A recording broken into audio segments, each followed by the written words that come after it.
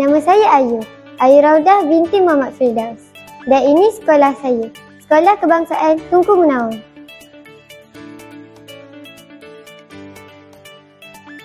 Dalam era maklumat yang serba canggih ini, bahan bacaan digital telah mengubah cara kita untuk mengakses ilmu pengetahuan.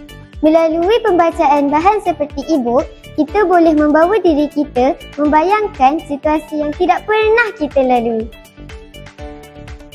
Tambahan pula, kita boleh mengakses pautan-pautan yang menyediakan pengalaman visual sebenar di tempat ataupun suasana yang tak pernah kita alami.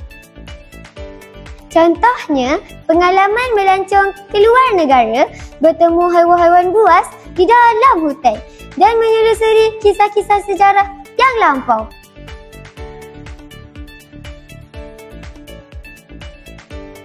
Di sekolah saya, para guru amat bersemangat dalam mengaplikasikan penggunaan bahan bacaan digital semasa sesi PDPC.